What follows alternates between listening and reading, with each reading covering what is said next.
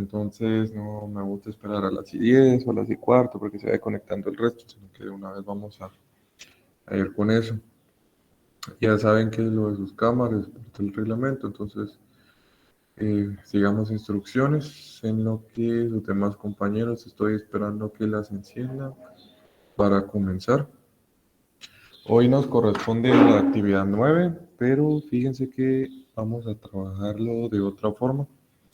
Hoy esta actividad no les va a quedar como tarea, sino que la van a trabajar acá en clase porque es un cuadro comparativo. Entonces está bastante fácil eso, no les toma ni una hora para hacerlo. Y segundo, que hoy dejamos cerrado cuadros porque yo mañana entrego mis notas, los cuadros, y necesito tener sus notas para hoy porque las quiero pasar hoy. Entonces, vamos a dejar terminadas las actividades hoy para que ya mañana yo tenga sus resultados finales. Así que por el momento eso es lo que vamos a hacer. Hoy la actividad, digamos que se va a trabajar por el doble. Entonces, los que no estén conectados ahorita, pues no van a recibir esta instrucción. Es solo para los demás, los que sí se conectan puntualmente, entonces van a tener la oportunidad de sus 20 puntos el día de hoy, que esos están casi que regalados porque está bien fácil la actividad. Así que sigo esperando a sus demás compañeros que enciendan sus cámaras para poder empezar. Ustedes me dicen cuándo empiezo, por favor. Y ya encendí yo la mía. Entonces, sigamos instrucciones para poder avanzar.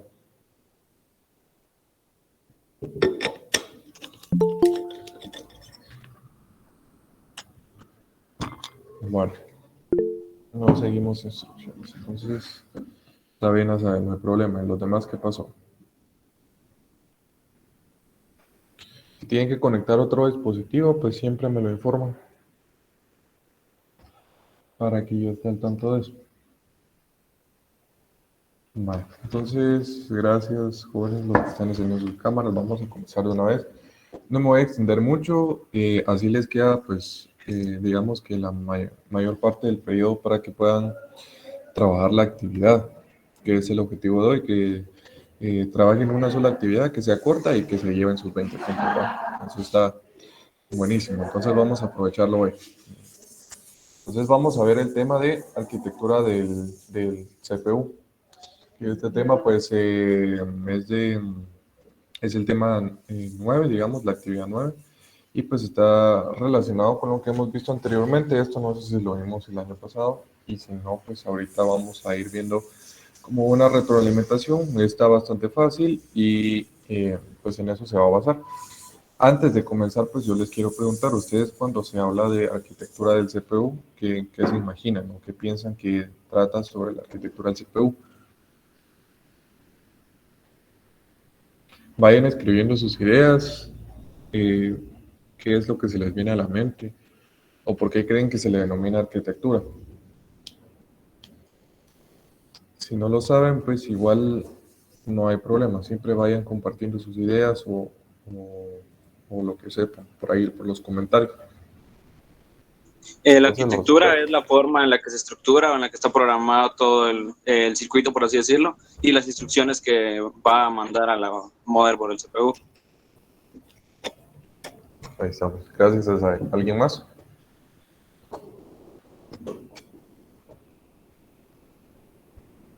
Nadie. Bueno, entonces voy a suponer que los demás no tienen idea, ¿verdad? Para hablar de arquitectura de CPU, como lo dijo su compañera Sael, pues se le denomina así por dos razones. Uno son los códigos de instrucciones. Perdón. Los códigos de instrucciones tienen que ver con la arquitectura, y segundo está la forma en que están distribuidos los bloques de trabajo en el procesador. Nosotros solo miramos un cuadrito, ¿no?, que es el procesador.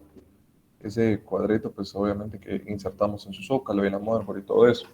Pero nunca se han puesto a preguntar realmente cómo es que un procesador puede funcionar, cómo es que está hecho, cuál es su composición y todo eso. Pues si no se lo han preguntado, vamos a ver eso el día de hoy. Aparte de que si pues si de repente les despierta la curiosidad y quieren saber cómo se hace un procesador, pueden ir a ver el proceso de fabricación de un procesador Intel en las fábricas de Intel, o de los integrados. Eso está en Texas, pero pueden haber otras fábricas. La cuestión es que ustedes vayan entendiendo. Por si no lo sabían, pues los procesadores tienen, digamos que también tienen estándares y medidas. Ahorita, pues, eh, algunos procesadores modernos se fabrican sobre los 7 nanómetros y lo de los nanómetros, pues, es una medida más o menos eh, que va a clasificar el tipo de procesador que es, qué tan moderno es, cuántos núcleos tiene, la capacidad, la potencia y el tamaño, que es lo más importante. Además de eso, si ustedes, pues, no sé, se han puesto a investigar lo que pasa con los circuitos integrados, que es que la mayoría tienen o los más antiguos, ¿va? Que tenían de 30.000 a 45.000 transistores.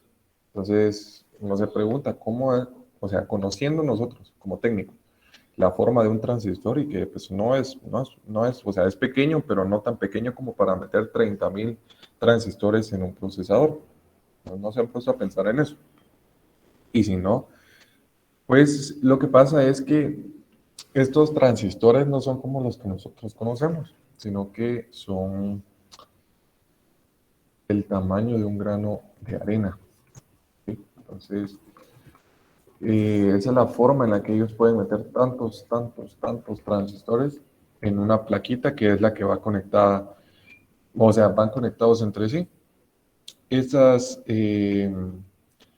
digamos, estas conexiones de transistores se hacen como en una placa y de ahí de esa placa lo que hace el fabricante es ir cortando cuadros. Entonces ya están hechos prácticamente los procesadores. Y sí se los quisiera enseñar ahorita, pero no lo incluí en la presentación. La verdad es que se me fue la onda y hasta ahorita yo estoy, digamos que recordando eso, pero sí les podría compartir después un video de cómo es el proceso para los que lo quieran ver. No hay problema si los demás no lo quieren ver. Entonces, regresando al tema, sobre la arquitectura del CPU, pues está su forma, su composición y todo eso, pero además también tiene que haber como una configuración o distribución de las tareas que va a realizar.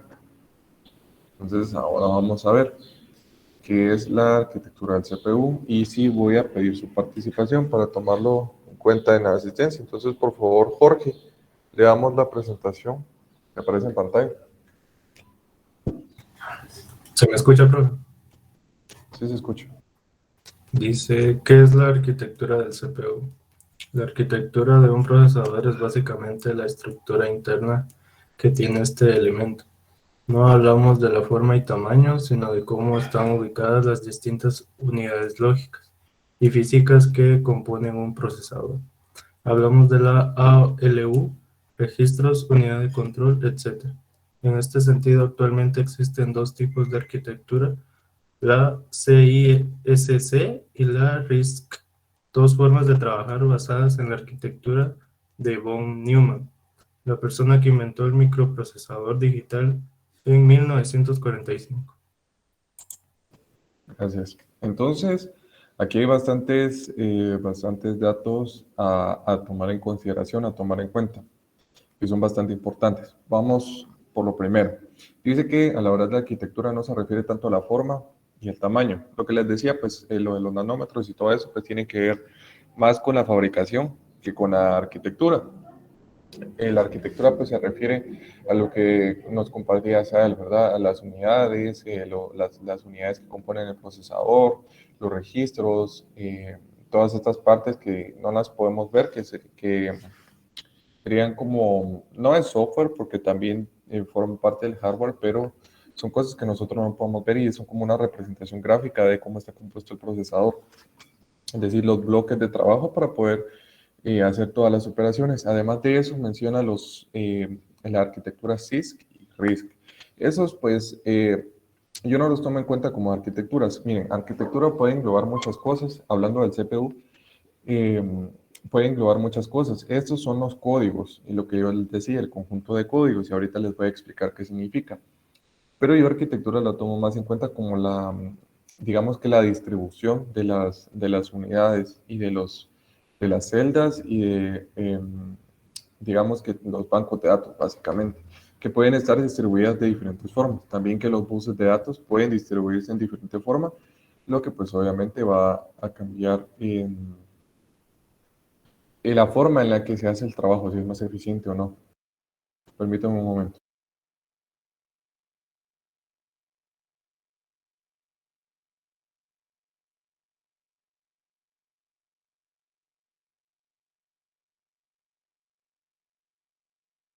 Bueno, entonces, antes de continuar, por favor, les recalco estar poniendo atención. Les recuerdo que sus cámaras están encendidas. Entonces, sí estoy viendo quiénes están poniendo atención y quiénes no. Entonces, regresando al tema. Está una cosa es la arquitectura y otra cosa son los códigos. Hablemos de lo que se denomina aquí como arquitectura CISC, los códigos CISC y RISC, ¿va? Entonces, CISC significa conjunto de códigos de instrucciones complejos y el RISC es conjunto de códigos de instrucciones reducidas. Entonces, la CISC dice que son códigos complejos que se utilizaban anteriormente en los procesadores pues, más antiguos porque no estaba como tan optimizado el trabajo. Entonces, los programadores, digamos que como en ese entonces los procesadores, los primeros parecían circuitos integrados, lo que pasaba era que tenían como códigos de instrucciones, pero que no eran muy eficientes, y por eso se le llamaba conjunto de códigos de instrucciones complejos. Luego aparecen los procesadores modernos, entonces ya es donde aparece el conjunto de códigos de instrucciones reducidos, y es donde se hace una limpieza y optimización de esos códigos que se reducen, entonces las instrucciones se hacen más eficientes, más cortas, y pues ya se puede como que ahorrar recursos y tiempo del procesador, entonces es algo a tomar en cuenta. Y después de eso, lo último que mencionar en el texto es que bueno, aquí menciona una arquitectura, que esta sí es una arquitectura, la que menciona acá es la von Neumann, ya vamos a ver la otra, que dice que es la persona que inventó el microprocesador digital en 1945. Si se recuerdan, hace unas semanas cuando hablamos de el lenguaje computacional, hablamos de Alan Turing, y Alan Turing fue pues una persona que ayudó, digamos, a establecer digamos, como el código de programación de la computadora o pues el código de funcionamiento, ¿sí? Y les recomendó una película y todas estas cuestiones, ¿va? Y ahí les mencioné que habían dos personas que se consideraban como precursores de la informática. Y yo les mencioné a él y yo luego les dije que había otra persona que era John von Neumann, pero que lo íbamos a ver después. Ahorita vamos a ver a John von Neumann, porque él fue la persona que inventó el procesador digital en 1945 y fue precisamente al mismo tiempo que Alan Turing, porque estas personas como que contribuyeron al desarrollo de la informática en esos tiempos, dada la Segunda Guerra Mundial. Entonces, por ese acontecimiento fue que ambos como que trabajaron juntos y pues de ahí se catapultó el desarrollo de los procesadores, ¿no? Así que pasemos a lo siguiente. Ahora sí vamos a hablar de las partes que componen, digamos que la arquitectura interna de un procesador. Imaginemos que el procesador va a ser como, digamos que una oficina, y en esa oficina pues se procesan datos, ¿sí? Entonces que esa oficina va a estar distribuida en diferentes departamentos. Vamos a tomar a cada unidad como un departamento diferente. Y en las empresas y en las oficinas y todo esto, pues cada departamento tiene funciones diferentes. Al final, todas juntan el trabajo y el resultado, pues es el trabajo de todos los departamentos. Entonces ahí están los resultados de la empresa o de la compañía, ¿no? Entonces tomemos como referencia eso para poder entender las unidades y para poder entender la composición del procesador. Vamos primero por la unidad de control. Dice que el cerebro del microprocesador que genera todas las señales que lo gobiernan es la unidad de control. La unidad de control, pues básicamente es como el centro, ¿va?, del procesador. Ahí se toman decisiones como enviar datos, recibir datos, a qué dispositivos envían los datos, qué operaciones se tienen que hacer, qué operaciones no, a qué parte o a qué registro se van a enviar los datos, etcétera, etcétera. Entonces la unidad de control es importantísima para eh, digamos que la composición del procesador. Y ahí Jorge había mencionado la ALU o ALU, como la conocemos, que la podemos, por sus siglas, definir como la unidad lógica aritmética o aritmética lógica, dependiendo cómo lo quieran decir ustedes. Y ahí está la definición, ahí aparece en el texto. Dice que es el bloque utilizado por la CPU para realizar los cálculos aritméticos o lógicos.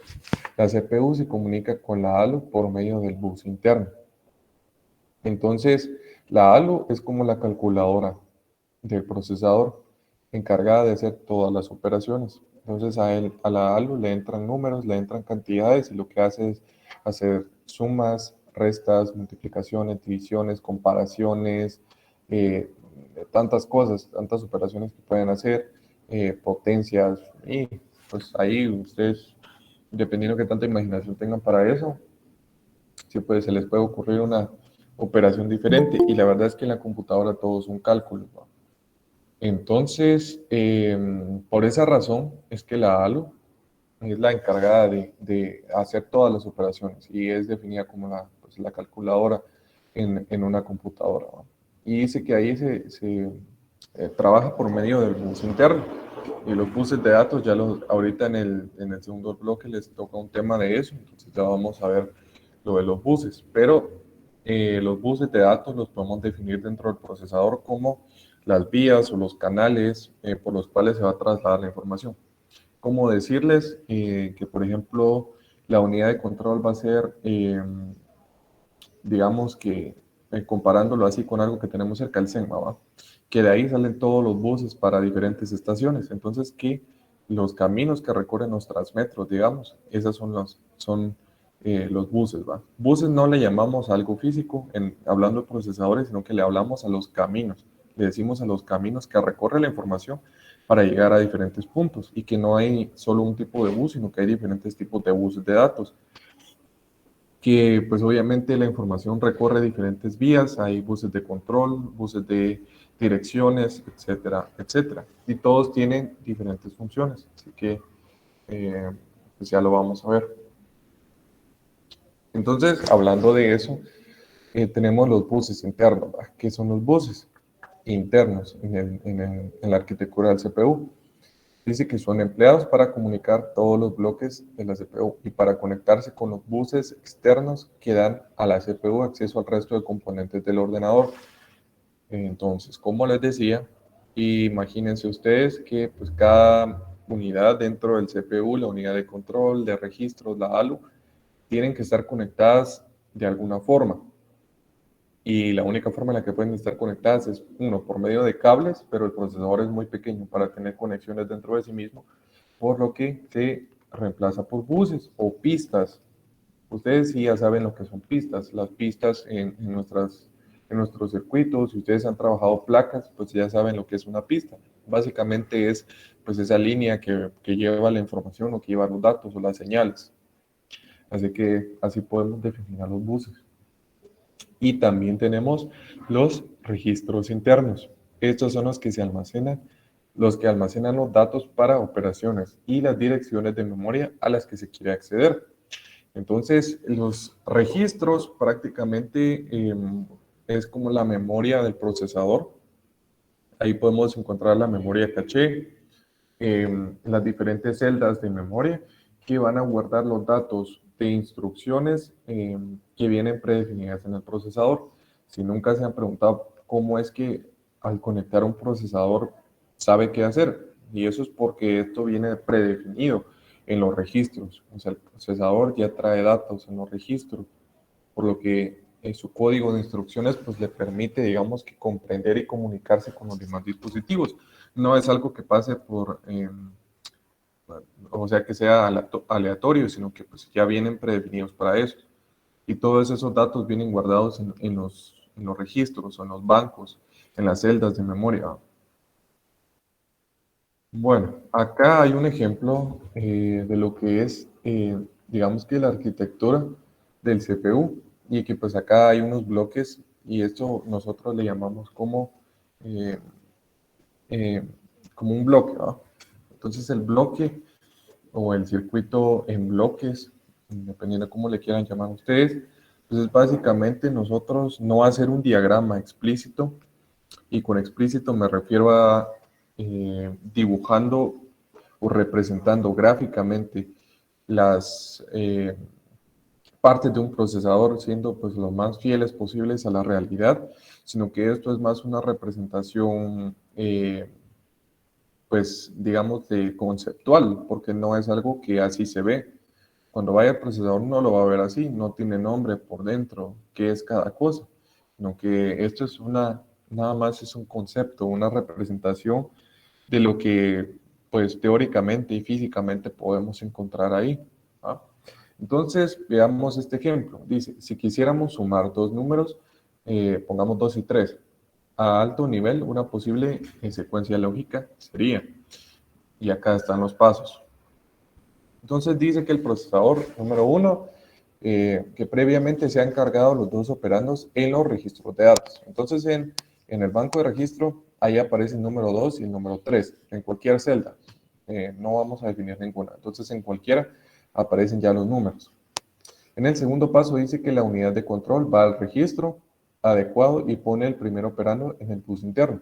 Entonces ahí la unidad de control reconoce que hay datos en el registro y los toma y les da la instrucción de pasar por el bus interno, es decir, de recorrer el camino. ¿Va? El paso 3 dice que la unidad de control se comunica con la ALU, o sea, la unidad lógica aritmética, y le dice que tiene un operando en el bus interno. Entonces, imagínense a la unidad de control como avisándole a la ALU, tenés un número aquí que quiere operarse con otro número, ya lo subí al bus interno, entonces ahorita va a entrar ese número y lo vas a operar, básicamente, ¿va? Ahora vamos a los siguientes pasos, ya son lo mismo, ¿va?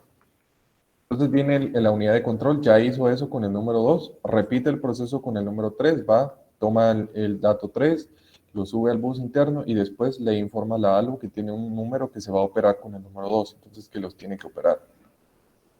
Entonces luego le indica a la ALU la operación que quiere que realice. Entonces imagínense que el procesador quiere hacer, digamos que una suma, ¿va?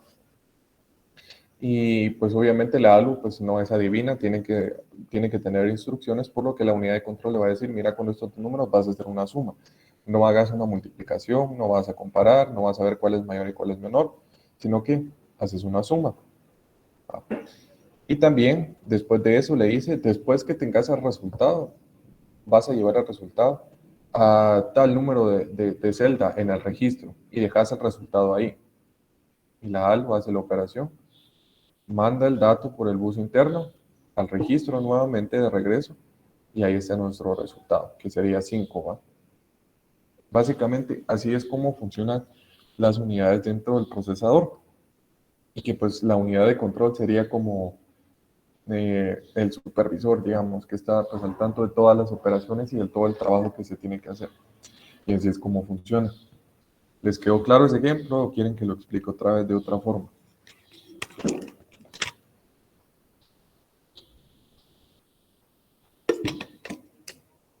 A ver qué dicen, que hoy andan muy callados. No los escucho. Todo claro por mi parte, profe. Está bien, gracias Mario. ¿Alguien más? Muy bien, gracias. Va, entonces les prometo que no me voy a tardar mucho porque ya los miro con cara de sueño, entonces vamos a terminar rapidito para que hagan su actividad rápido y si quieren se van a descansar otro rato. Entonces están los pasos a seguir y eso sería como una secuencia lógica de cómo funcionaría. Ahora sí, entremos de lleno con las arquitecturas. Les mencioné la de John von Neumann y después vamos a ver la otra. Entonces, leamos esta primero y luego les va a aparecer un ejemplo. Dice que la arquitectura de von Neumann, también conocida como modelo de von Neumann o arquitectura Princeton, es una arquitectura de computadoras basada en la descrita en 1945 por el matemático físico John von Neumann y otros, en el primer borrador de un informe sobre BAC. Esta describe una arquitectura de diseño para un computador digital electrónico, con partes que constan de una unidad de procesamiento que contiene una unidad aritmético-lógica y registros del procesador, una unidad de control que contiene un registro de instrucciones y un contador de programa, una memoria para almacenar tanto datos como instrucciones, almacenamiento masivo externo y mecanismos de entrada y de salida. El ejemplo que acabamos de analizar está basado en la arquitectura von Neumann, porque describe todo lo que yo les dije, ¿va? La unidad de control, los registros del procesador, la unidad lógica aritmética, el contador de programa. Eso no se los ejemplifiqué anteriormente, pero se los explico rápido. El contador de programa, digamos que va teniendo como el control de qué pasos se van dando y tiene que llevar un ritmo. Además de que el procesador también tiene una frecuencia que pues es lo que va a indicar el ritmo de trabajo, pero el contador de programa pues básicamente es eso, ¿va? Como el supervisor de los datos, digamos, de los pasos o de las instrucciones. Entonces acá les puse yo una imagen de lo que es la arquitectura von Neumann o cómo se vería. Yo les dije que hay diferentes tipos de buses, entonces por ejemplo acá tenemos 3 bloques, ¿va? Primero tenemos los bloques de entradas y de salidas, la parte del procesador que va a reconocer los periféricos. Segundo, tenemos el bloque del CPU, que es la unidad central de procesamiento. Digamos que es la unidad de control, ¿va? El supervisor de todo.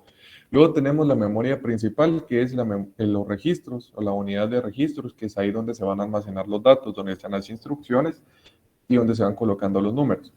Acá abajo tenemos el bus de control. Arriba tenemos bus de datos y arriba bus de direcciones. ¿Para qué sirve cada uno? Bueno, si se dan cuenta acá, pues casi que todos tienen flechas para arriba y para abajo. Eso quiere decir que los datos pueden entrar y salir a los buses, ¿va? Entonces, los bus de datos sirve pues para eso, para enviar datos. El de direcciones sirve para ubicar a los dispositivos. Si el procesador quiere comunicarse con la tarjeta gráfica, no va a enviar los datos, digamos que por el bus de control, que sepa la computadora o sepan los demás qué quiere el procesador o a qué le quiere mandar los datos. De que le quería mandar datos a la tarjeta gráfica y le terminan cayendo la tarjeta de sonido. O sea, nada que ver, ¿va? Entonces, para eso se utiliza el bus de direcciones, porque ubica los dispositivos en la computadora, lo que le permite pues que los datos sean recibidos solo por aquel dispositivo que los necesita, no por los demás. Y el bus de datos, que pues ahí obviamente van los datos, cuando pues sí es de manera general, que el procesador quiere comunicarse con todos los dispositivos en general. El de control es para controlar los dispositivos. Cuando se conecta y quiere reconocerse un dispositivo que es nuevo, entonces ahí la información. Entonces eso es básicamente lo que pasa.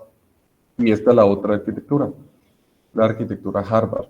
Dice que esta es una arquitectura de computadora con pistas de almacenamiento y de señal físicamente separadas para las instrucciones y para los datos. El término proviene de la computadora Harvard Mark I basada en relés o relays. Ustedes ya han utilizado relays. Dice que almacenaba las instrucciones sobre cintas perforadas de 24 bits de ancho y los datos sin interruptores electromecánicos. Estas primeras máquinas tenían almacenamiento de datos totalmente contenido dentro de la unidad central de procesamiento y no proporcionaban acceso al almacenamiento de instrucciones como datos. Los programas necesitaban ser cargados por un operador. El procesador no podía arrancar por sí mismo. Entonces, a diferencia de la John von Neumann, que les expliqué anteriormente, esta no tiene registro de datos, por lo que el programa no está cargado en un banco y el procesador no puede arrancar por sí mismo. Es lo que les dije. ¿Cómo es que al conectar a un procesador sabe qué hacer? Pues porque ya tiene los datos cargados, ya está programado para hacer ciertas cosas. O sea, no es todo aleatorio. Y a diferencia de la arquitectura Harvard, aquí el programador tenía que ingresar las instrucciones en tiempo real para que el procesador hiciera algo. De lo contrario, no iba a pasar nada. Entonces acá está la imagen, la Harvard, miren. Igual está la unidad central de proceso, la memoria ROM, donde están las instrucciones, digamos, la BIOS, y la unidad de datos, que es la memoria RAM. Igual tienen los 3 buses, pero no tiene ni registro de datos, ni contador de programa, ni puntero de pila, ni unidad lógica aritmética, sino que todo se hacía por la unidad de control o unidad central de procesamiento. Entonces, ahí hemos concluido con el tema. Les pregunto, ¿está claro o tienen dudas? ¿No? ¿Para qué dicen los demás? Ahí ya veo dos personas que sí les quedó claro el tema. Muy bien, todo claro. Otra cosa, fíjense que yo miro que se están va a salir de la reunión. Está malo el internet, ¿verdad? No, no somos solo nosotros. Es que acá nos está fallando el internet, pero no sé si es por eso, porque yo veo que a cada rato se están saliendo de la reunión. Entonces, no sé si es porque está mala la señal o qué pasa ahí. Está inestable. Sí, ¿verdad? Sí, a ver si no tiembla en un rato. Entonces, vamos a pasar con la actividad de una vez. Igual se los puse acá, miren, esta presentación les va a quedar ahí. Ahí están las instrucciones. ¿Qué es lo que van a hacer? La actividad 9 describe o les pide un cuadro comparativo de 2 páginas comparando los tipos de arquitecturas que hay. Y yo les enseñé 2 tipos de arquitecturas, que es la von Neumann y la Harvard. Vayan a comparar esas 2 arquitecturas. Para no hacerlo tan corto como es de 2 páginas, incluyense también la comparación entre CISC y RISC. Eso también lo van a incluir. Entonces, digamos que van a comparar 4 cosas. En una página pueden comparar John von Neumann con Harvard y en otra página pueden comparar el conjunto de códigos complejos con el reducido, ¿va? Ambos cuadros comparativos, digamos, por cada tipo de arquitectura va una imagen. Entonces, así como yo se los coloqué, el cuadro comparativo requiere imágenes. Si no tienen impresiones ahorita, dibujen, pero por favor no me vayan a hacer dibujos feos, háganme pues, cosas presentables. Que se vea pues lo más estético posible. Solo son cuadros y flechas, entonces no requieren mucha habilidad. Y aquí está la instrucción abajo, colocar ilustraciones. Si no lleva ilustraciones, yo les bajo puntos. Eso queda calificado de una vez hoy. Y el trabajo lo tienen que realizar en clase. Queda concluido hoy con un valor de 20 puntos para cubrir actividad 9 y 10.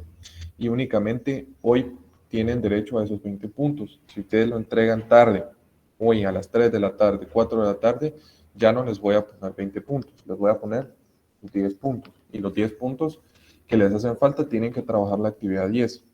¿Sí? Entonces, tiene que quedar concluido hoy. A las 12:40 es el máximo que yo les dejo para entregar eso, pero lo vamos a trabajar ahorita en clase.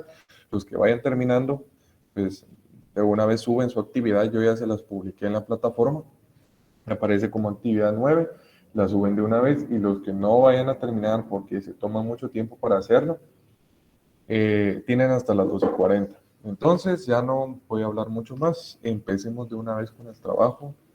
No vayan a desactivar sus cámaras porque pues para ver que están trabajando eso necesito supervisarlo y ya después ustedes suben su actividad. Entonces hoy quedamos con la actividad 9 y 10 y ya hemos concluido los 100 puntos del bloque.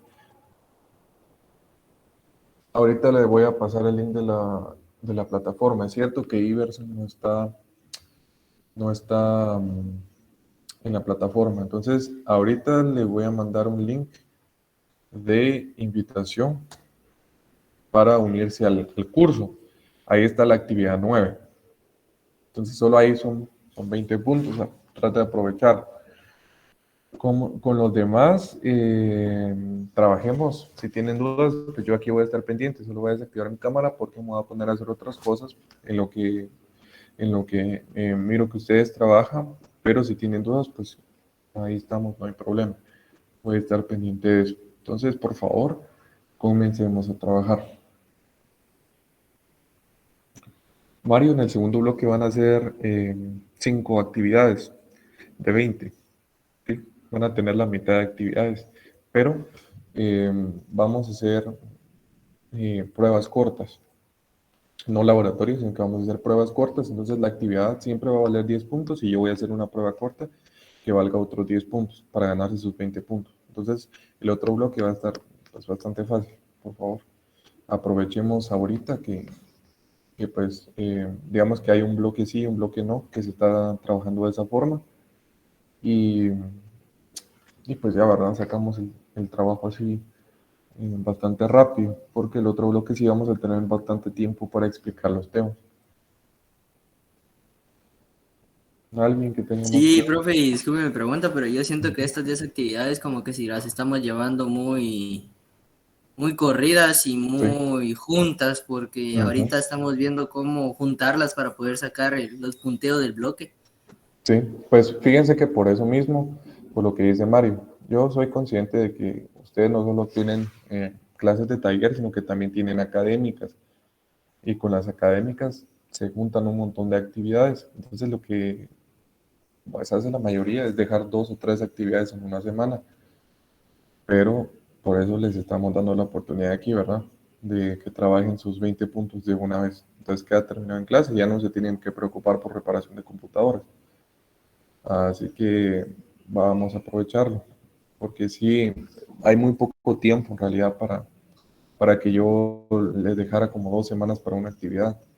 Sí, me gustaría como trabajarlo con más tiempo, pero sí tenemos cabal una semana. Y si yo me atraso una semana, eso a mí no me perjudica, pero les perjudica a ustedes. Entonces no, vamos a tratar la manera de que ustedes no se atrasen y que no se les acumule tanta tarea. Siempre y cuando colaboren y ustedes cumplan con la clase, yo puedo tratar la manera de beneficiarlos. Pero si no me cumple, pues no se puede, ¿verdad? Entonces, ahí los dejo trabajando. Si tienen dudas, pues activan su micrófono o lo pueden escribir.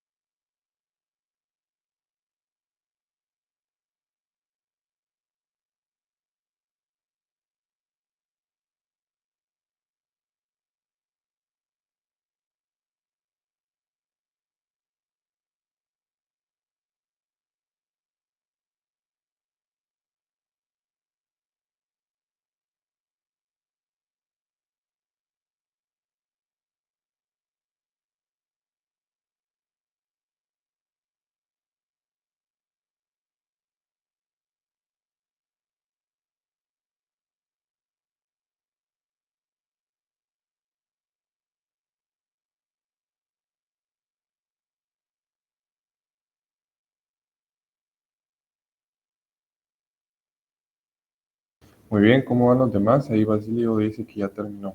¿Qué tal van los demás? Ahí denle con calma. Bueno, yo voy a terminar la clase, como siempre la terminamos, más o menos trato de mantener la grabación de 1 hora. Entonces, más o menos como 12 minutos más. De ahí yo dejo de grabar y ya se quedan trabajando ustedes solos hasta que termine. ¿Va? ¿Se acuerdan que hasta la 1 menos 20 se cierra para tener derecho a los 20 puntos?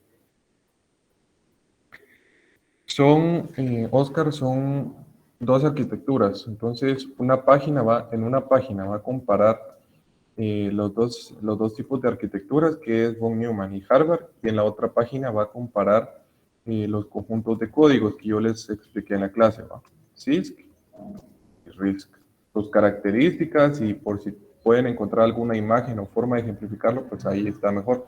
Entonces, sí, se pueden tomar como dos cuadros comparativos o si lo quiere hacer todo junto, puede hacer un cuadro comparativo de cuatro columnas, digamos, en el que pues compare las cuatro cosas al mismo tiempo. Ahí eso depende de ustedes.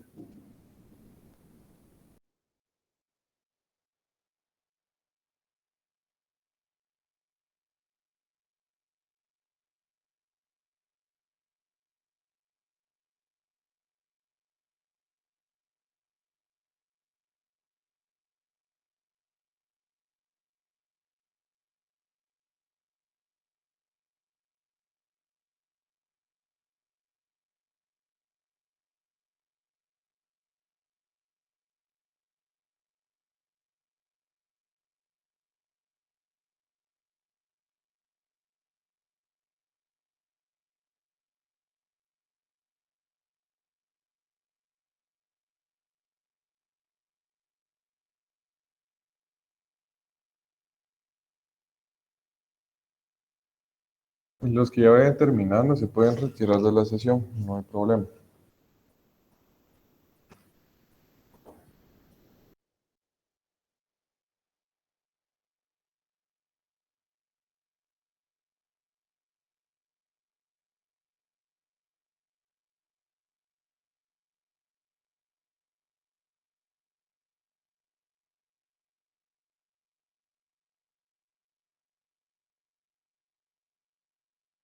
Gracias igualmente.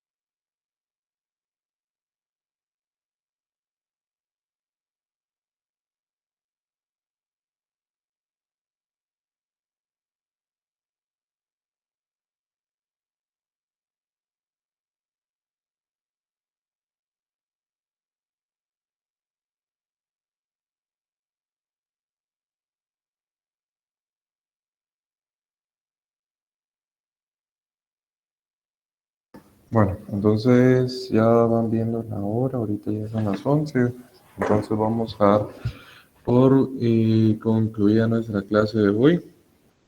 Siempre quedo pendiente si quieren ir escribiendo por chat ahí sus dudas, les puedo contestar. Entonces, se quedan trabajando esto, por favor. Queda terminado hoy, antes de la 1 de la tarde.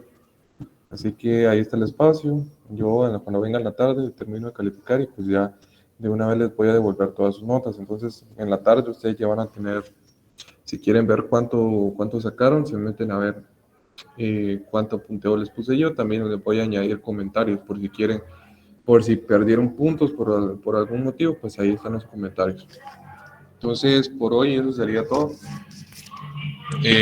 Vamos a terminar nuestra clase ahí. Espero que puedan terminar. Aprovechen su tiempo.